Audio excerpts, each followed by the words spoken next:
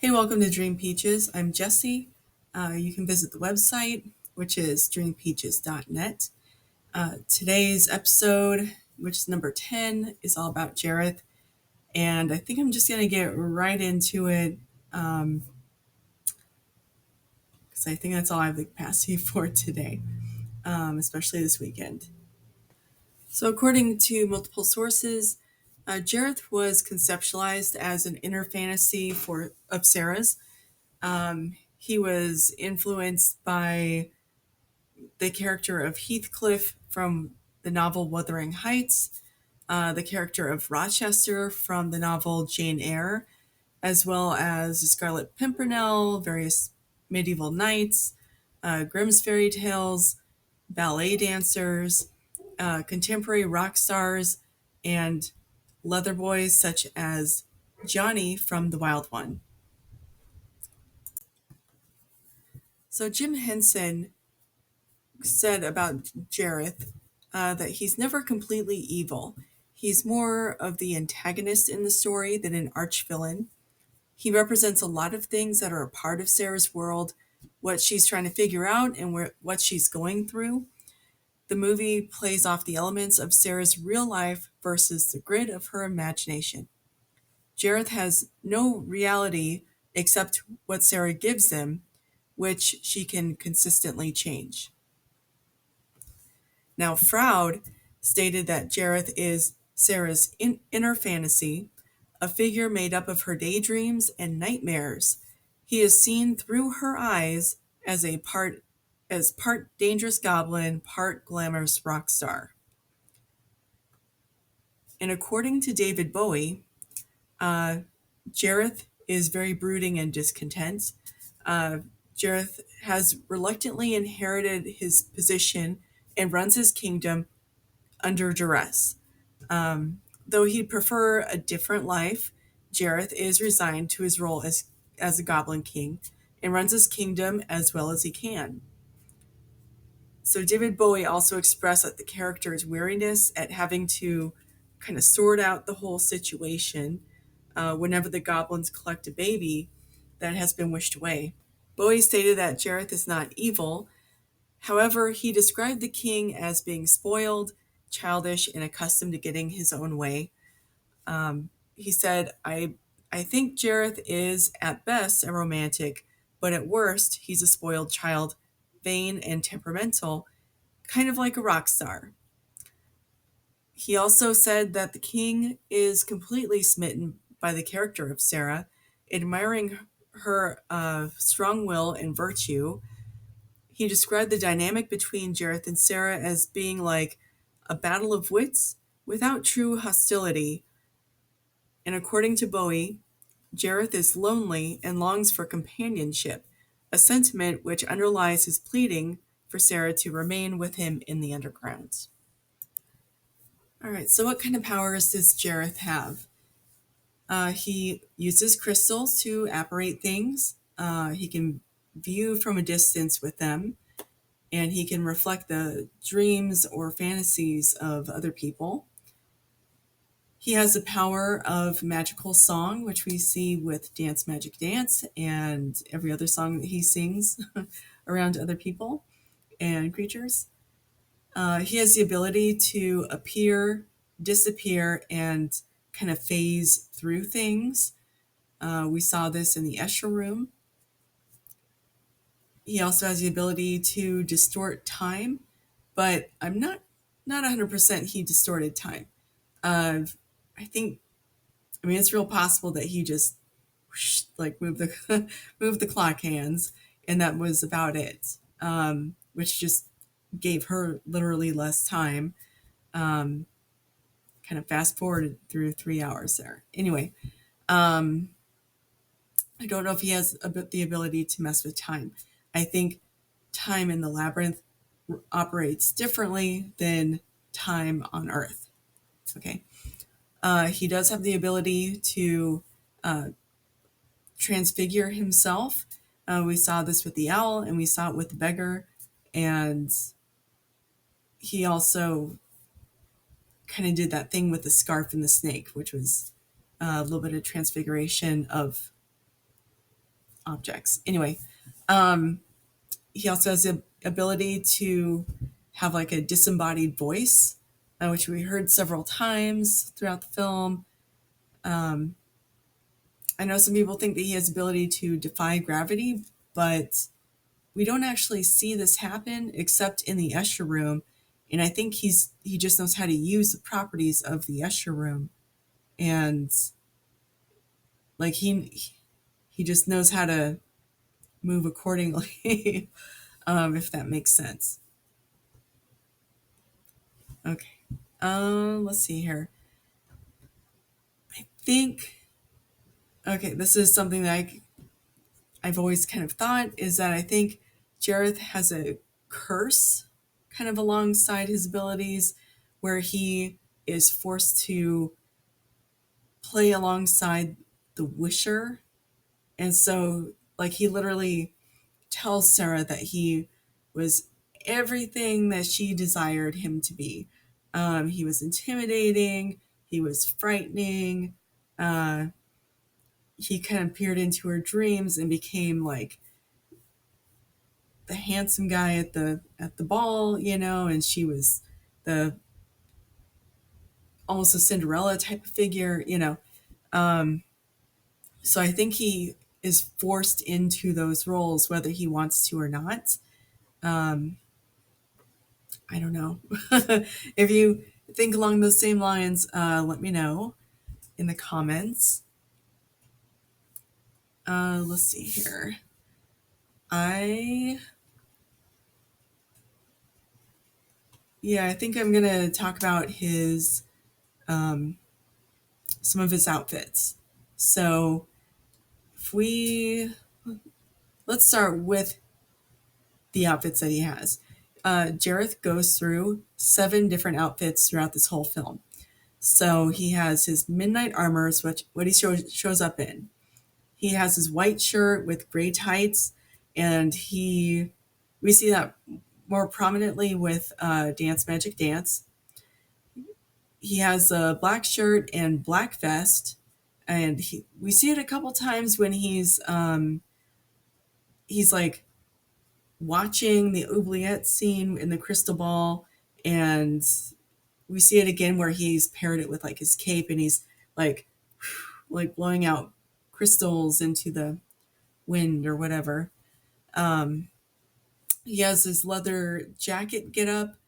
Uh, he has ballroom clothing. He has what I call his white owl clothing at the very end with like that feathery white cape, and he also has his kind of maroon or burgundy velvet and armor esheroom outfit. So let's see here.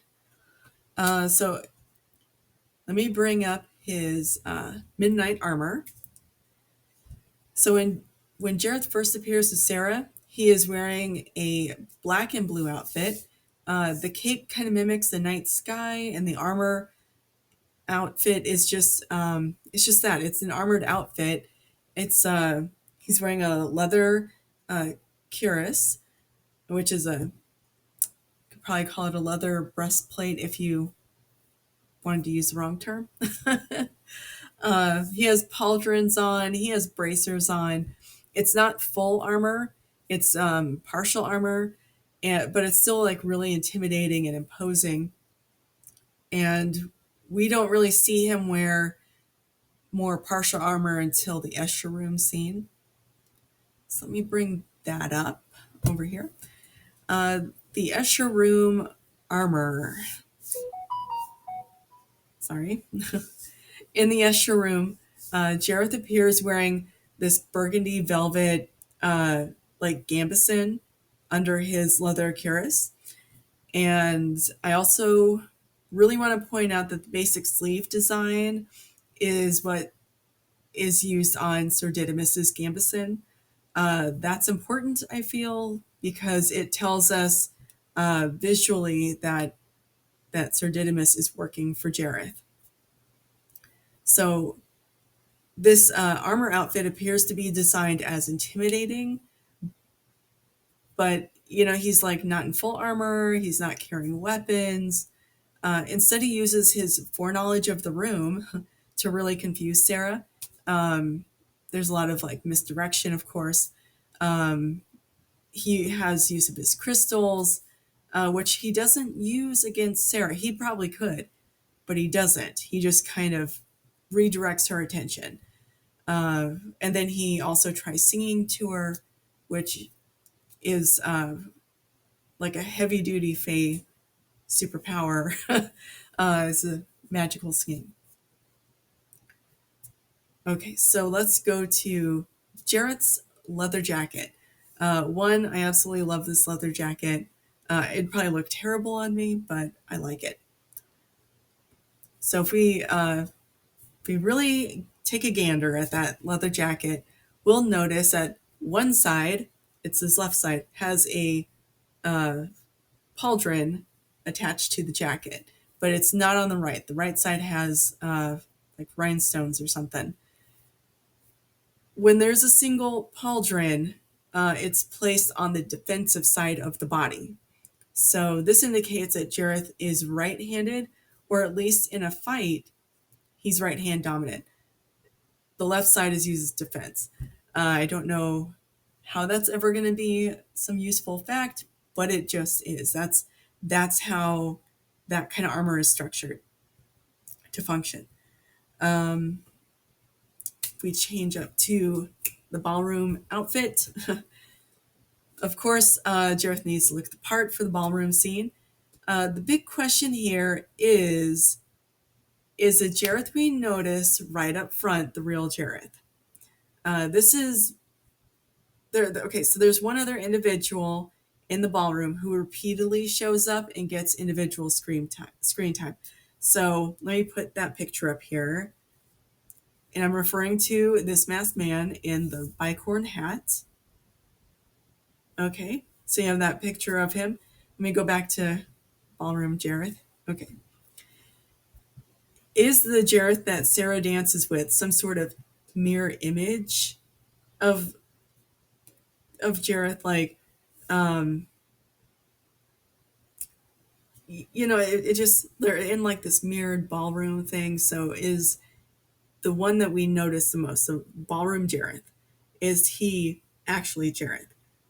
Or is maybe Jareth has two sides and it shows two sides in this ballroom thing? Because we get this masked man who gets close-ups and who is obviously like he seems to be stalking Sarah in this scene, and it's really weird, and he's the only character that really does it. And even at the end when she's like trying to run away, like that masked man like whoosh, reaches out and tries to grab her. um and it's kind of bizarre. Anyway, I did a whole episode on that very question. It's episode 4. It's called The Masked Man, and I will link to it in the video description on YouTube in case you want to watch it. Anyway, so that is Jareth's ballroom outfit. It is blue and glittery and uh, very reminiscent of like an 18th century French outfit sort of a thing. Okay, so there's also Jareth's white owl outfit is what I like to call it. And this is the outfit that's kind of at the end of the film. And it really sticks out to me as being like the strangest of all of his outfits.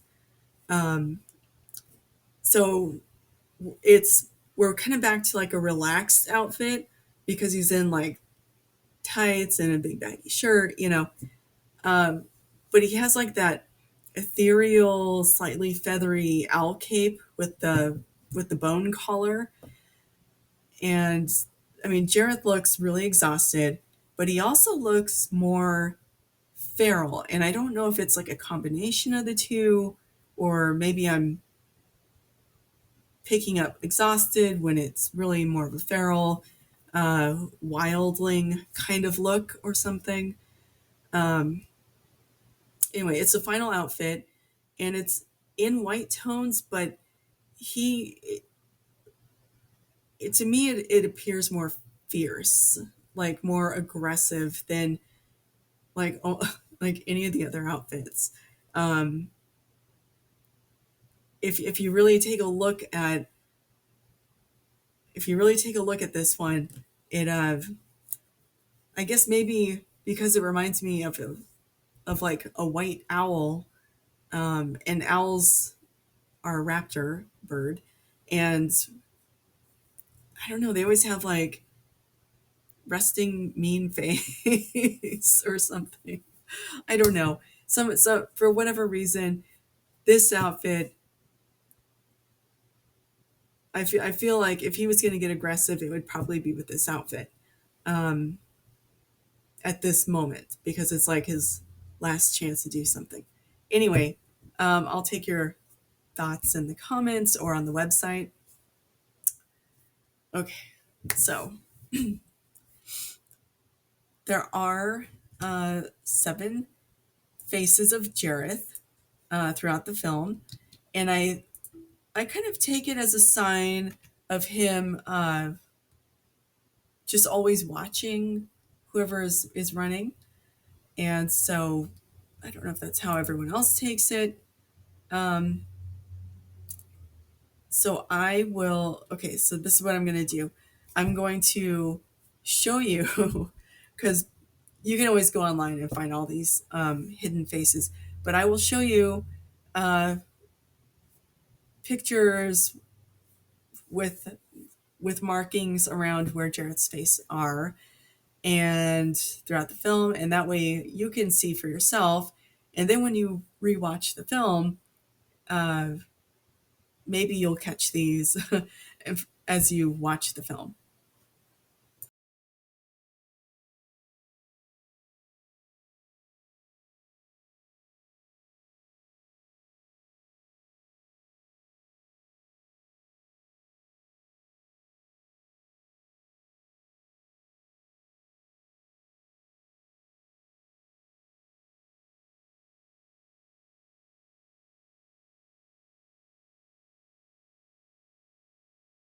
So there are some animals that are associated with Jareth. Um, so obviously there's the owl, because we see him transform from an owl to uh, his human form. uh, there's also the snake. He literally like conjures one and throws it at Sarah, turns into a scarf. Another one would be based on his necklace, and the shape of his throne would be like bull horns. Um, it's also kind of a shape of what you might call a torque or something. Um, and, and then finally, there's ram horns. And the ram horns, you kind of have to look close. They are they're really curly ram horns, and they are on the back of his throne, um, which is easy to overlook if you don't look hard enough. I will make sure I have an arrow towards them. All right, so I was gonna talk about Jareth's relationship with other characters, but I think I might save that for some future episode. Um, the next episode is going to be on books for Labyrinth fans. So this will be focused on Labyrinth essential reading, and then suggested uh, reading to help with understand like mythos and other such things. Um, Go ahead and visit dreampeaches.net, and you will be able to find a way to send me your submissions, whether you want to do like an audio or video thing, or just send me like an email or whatever. You can also go there and hang out at the forum, kind of join in some of the discussions that are going on. And I guess that's about it. So let's see here. I have, timeline wise, I have an upcoming bodybuilding show, so I will be busy. Probably won't record anything until like Thanksgiving weekend, at the earliest. So you can maybe send me something by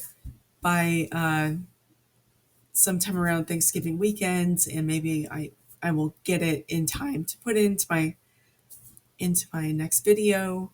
Um, yeah, I guess that's it. Anyway, please check out the website. Thank you very much.